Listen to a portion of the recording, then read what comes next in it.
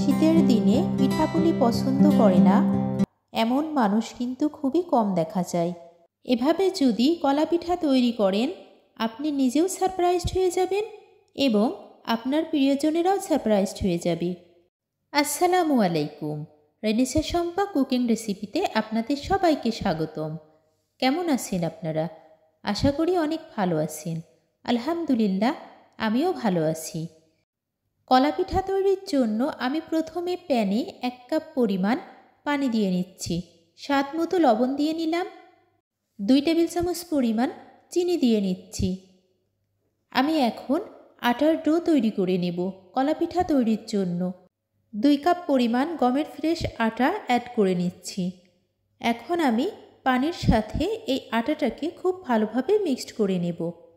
তারপর একটু ঠান্ডা হয়ে আসলে হাতের সাহায্যে খুব ভালোভাবে মুথে নেব।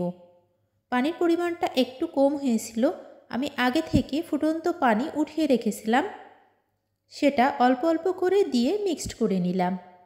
আমি এভাবে আটার ডোটা তৈরি করে নিলাম। পিঠাটি তৈরির জন্য আমি খেজুরের গুড় নিয়েছি। আমি কিভাবে আজকের এই কলা পিঠাটা তৈরি করব দেখতে থাকুন। আটার মাঝ বরাবর আমি এভাবে খেজুরের গুড় দিয়ে নিচ্ছি। এবার কলার শেপ দিয়ে নেব। আপনারা যারা যারা আমার এই ভিডিওটি দেখতেছেন কিন্তু এখনও লাইক দেন নাই, প্লিজ একটা লাইক দিয়ে দেবেন। আমার এই ভিডিওটি যদি ফেসবুক থেকে দেখে থাকেন প্লিজ আমার পেজটিকে ফলো করে দিবেন, আর যদি ইউটিউব থেকে দেখে থাকেন প্লিজ আমার চ্যানেলটিকে সাবস্ক্রাইব করে দিবেন। আমি এভাবে কলার শেপ দিয়ে নিচ্ছি। অবশ্যই আপনারা চাইলে এই কলা পিঠাগুলা একটু ছোট অথবা বড় করে নিতে পারেন। আমি মিডিয়াম আকারে আজকের এই কলা পিঠাগুলা তৈরি করে নিচ্ছি। দেখুন কতটা দারুণভাবে আমি কলা পিঠা তৈরি করে নিয়েছি। এভাবে আমি সবগুলা পিঠা তৈরি করে নেব। ততক্ষণ আপনারা সঙ্গে থাকুন। এভাবে যদি পিঠা তৈরি করা যায় বাচ্চারা কিন্তু অনায়াসেই খেয়ে নেবে, কারণ বাচ্চারা দেখলেই তাদের পছন্দ হয়ে যাবে। কথা বলতে বলতে আমি সবগুলা পিঠা তৈরি করে নিলাম। এখন আমি এগুলাতে ফুড কালার অ্যাড করব। আমি কলা পিঠা তৈরির জন্য গ্রিন ফুড কালার এবং ইয়েলো ফুড কালার নিয়েছি। প্রথমে আমি গ্রিন ফুড কালারটা দিয়ে নেব। আমার আপুর ছেলে রাফসান, সে তো মনে করেছিল যে আসলে এগুলা রিয়েল কলা, পরে দেখতেছে যে এগুলা পিঠা। এতটা দারুণ হয়েছিল পিঠাগুলো দেখতে। এখন আমি গ্রিন ফুড কালার দিয়ে নেব। আপনারা কিন্তু এভাবে খুব সহজে কলা পিঠাটা তৈরি করে নিতে পারেন। শীতের দিনে পিঠাপুলি না হলে কিন্তু একেবারে সন্ধ্যাটা জমে না।